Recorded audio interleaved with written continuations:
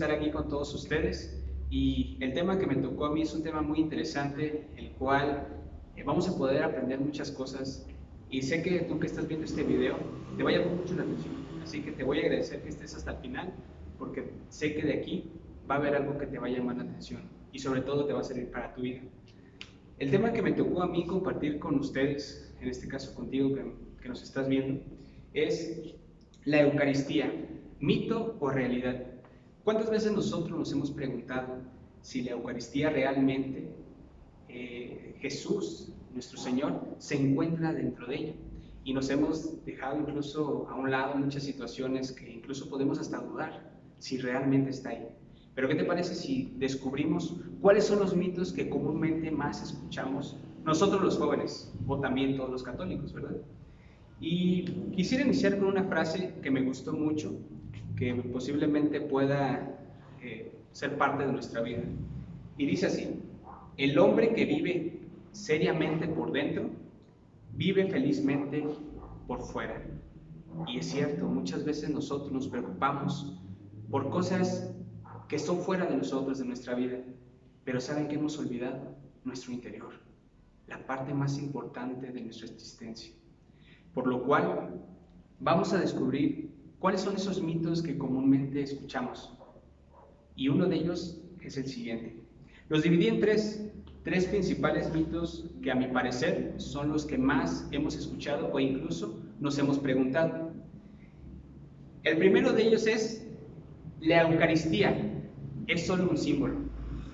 ¿Cuántas veces nosotros nos podemos preguntar o nos hemos cuestionado: oye, pero ¿por qué la Eucaristía es tan importante para nosotros los católicos? O hemos escuchado: oye, yo creo que eso de la Eucaristía o eso de la hostia es como, no sé, una fantasía, algo que ustedes los católicos idolatran, ¿no? ¿Cómo están tan seguros, no? Bueno, hay una cita bíblica que a mí me gusta mucho, sobre todo para este tipo de mito, y es la siguiente. Así que si tienes Biblia, te invito a que la saques, vayas por ella, le pongas pausa, vayas por ella y me acompañes a leerla junto.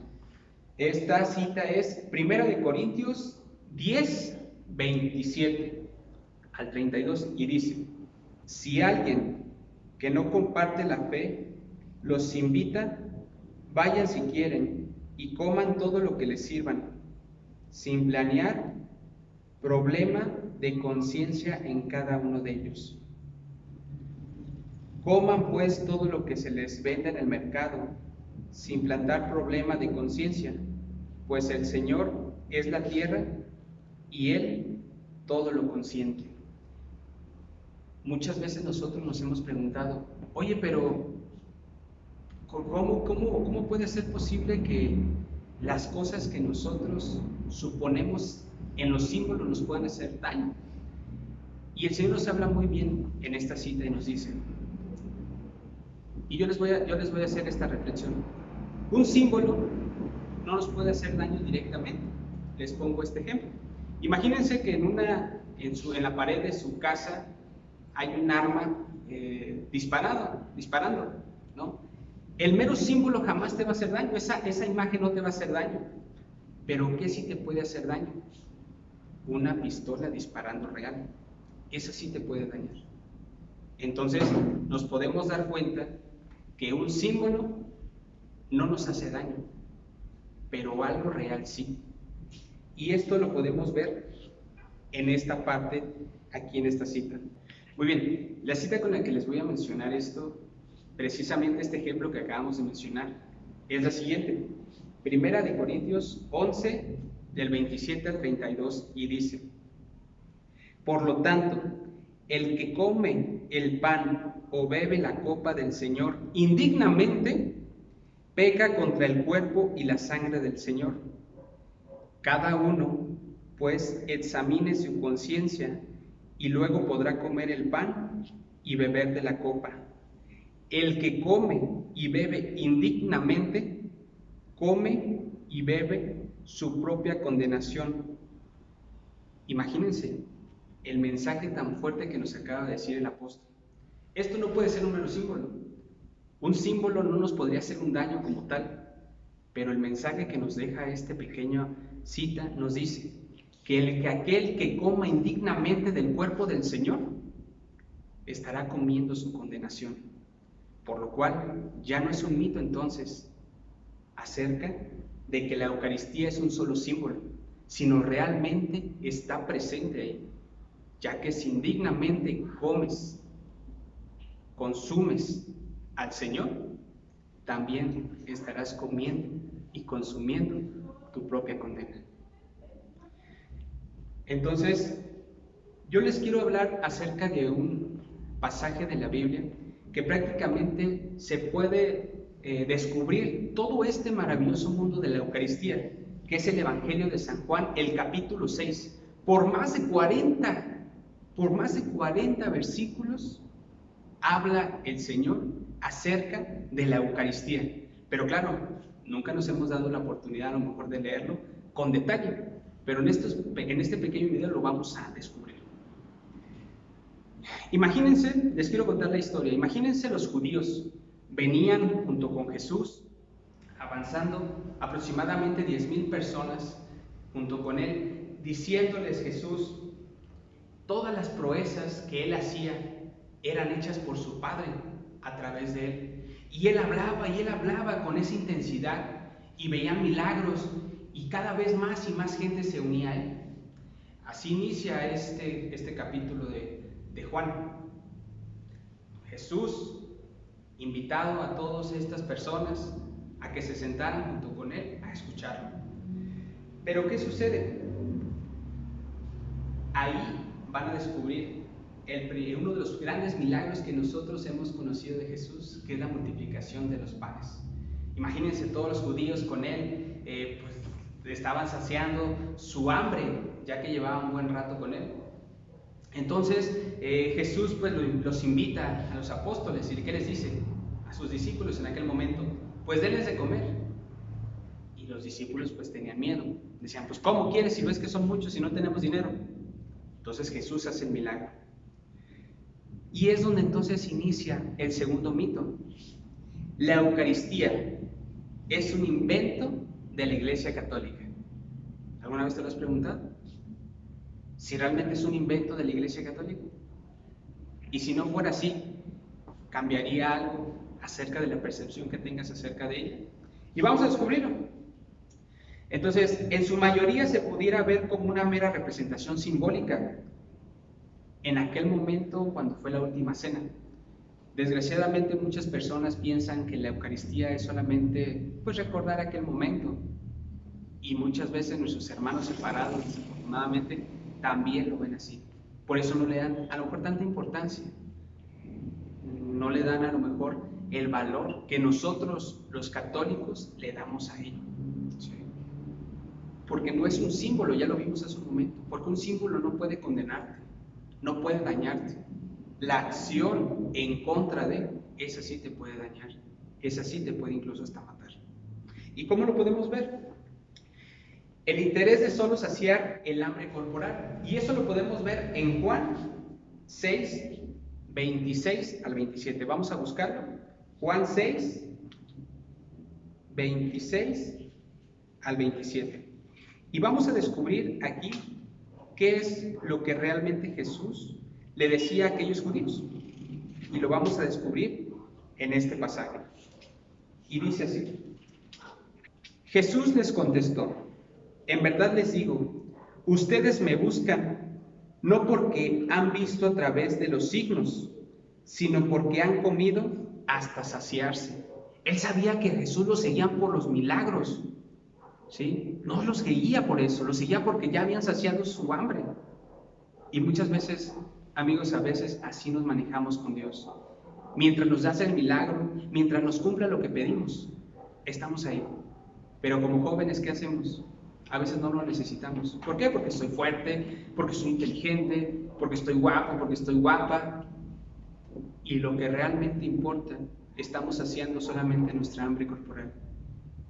Y las cosas y las proezas que hace Él para con nosotros en nuestra vida, no las vemos. Y siguen. Sino porque ustedes han comido pan hasta saciarse.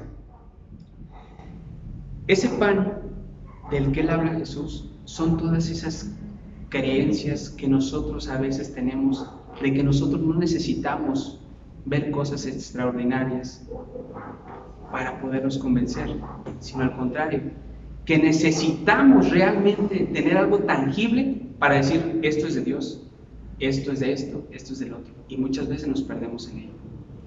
Por lo cual, en esta situación, la Iglesia Católica en ese momento no existía. Cuando Jesús empieza a predicar todo esto, no es un mensaje de la Iglesia Católica, porque en ese momento no había.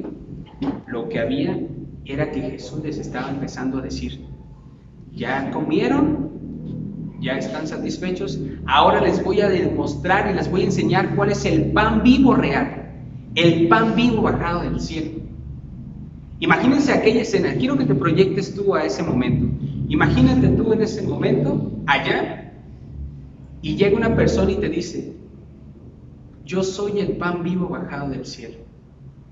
Y antiguamente, la ley de Moisés, ellos respetaban mucho esa ley, ¿y qué les habían dicho? Nuestros padres fueron alimentados por Moisés, fueron alimentados por el maná en el desierto.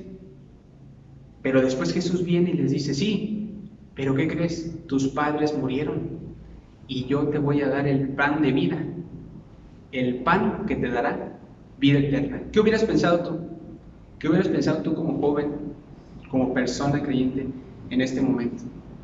¿Realmente lo hubieras aceptado? ¿Lo hubieras creído? ¿O hubieras tomado la actitud de ellos y hubieras dicho, este está loco? Si este es hombre, ¿cómo va a ser posible? Bueno, seguimos entonces con esto. No puede ser un invento de la Iglesia Católica porque no existía Iglesia Católica en aquel momento. Lo que decían eran palabras exactas de Jesús. Y entonces convertimos al tercer mito, llegamos al tercer mito. La Eucaristía, o en la Eucaristía no está Jesús, por lo cual Él mintió. Imagínense, ¿cuántas veces hemos escuchado que Jesús no está en la Eucaristía? A mí me ha tocado escuchar gente que dice eso, ¿no? Y desgraciadamente hasta incluso católicos han dicho eso, ¿sí? Eso es muy preocupante, porque realmente entonces, ¿en dónde está la idea de que Jesús está realmente ahí? Pero ¿qué te parece si descubrimos? ¿Sí? Entonces, volvemos con los judíos. Seguían a Jesús porque buscaban saciar su hambre con algún milagro. Imagínate, ya están saciados, satisfechos, comieron pescadito, pan, y bueno, pues vamos a seguirlo, pues está hablando de un pan que va a dar poder, que va a dar vida, pues vamos, ¿no? Y por conveniencia sí lo hacemos a veces nosotros, pues vamos a ver qué nos encontramos. Entonces llegan y Jesús les promete este pan, pero ¿qué sucede? Fíjense muy bien.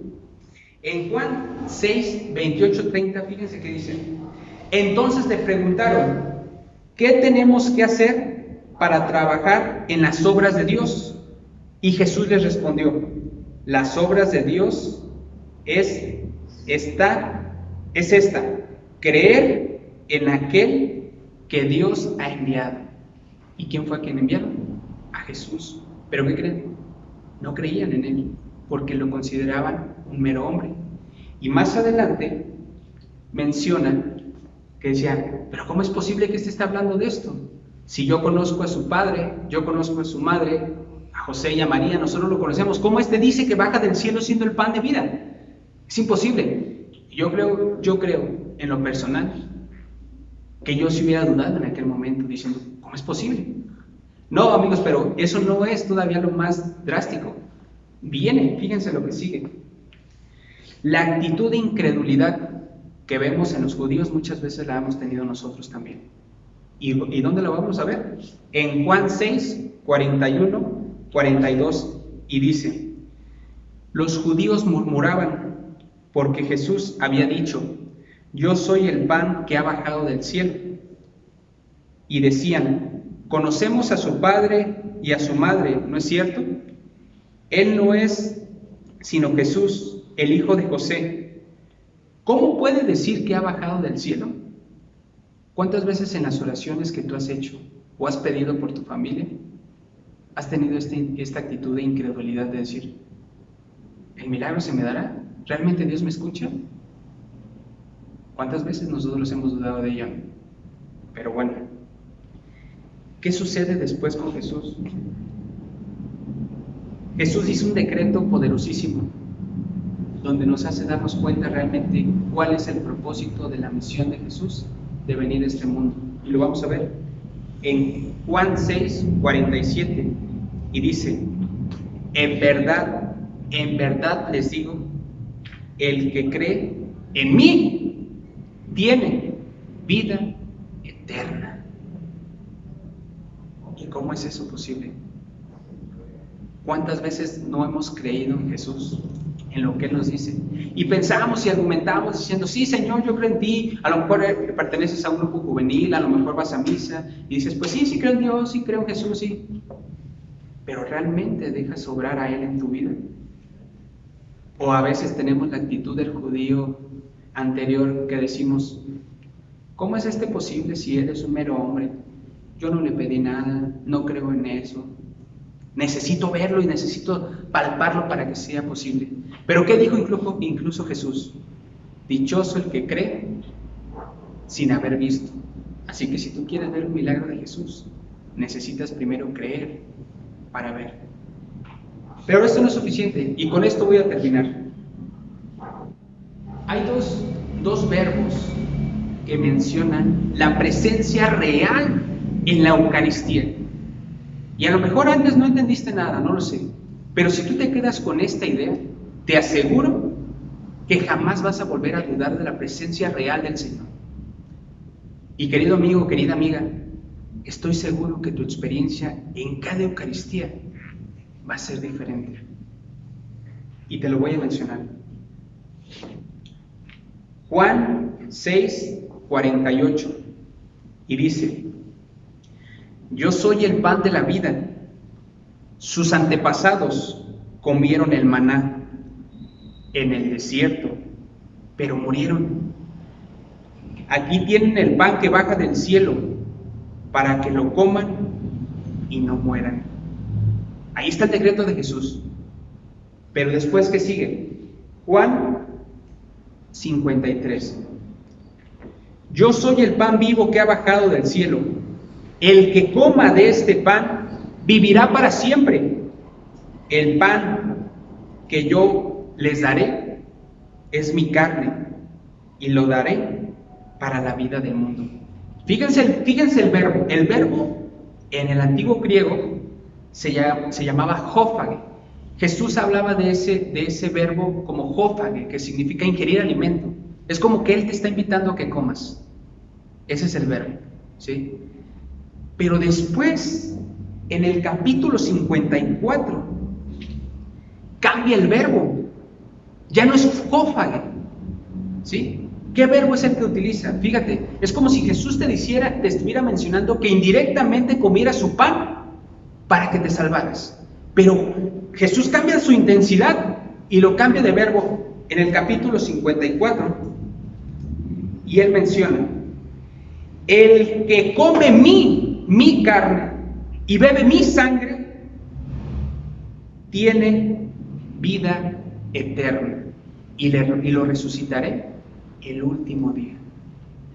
Ya no habla de ingerir alimento, sino de comerlo a Él. Y el verbo lo cambia, en vez de jófage, por jotrogón, que significa cómeme a mí. Entonces, con esto concluyo, amigos. Si tú realmente crees en Jesús, estas palabras que acabo de decir las vas a hacer tuyas. Y a Jesús lo vas a hacer como el centro de tu vida. Y cada vez que comas y bebas su sangre, sabrás que tendrás vida eterna. Que Dios los bendiga siempre. Muchas gracias. Gracias por llegar hasta este final de este video. Y Dios los bendiga siempre. Gracias.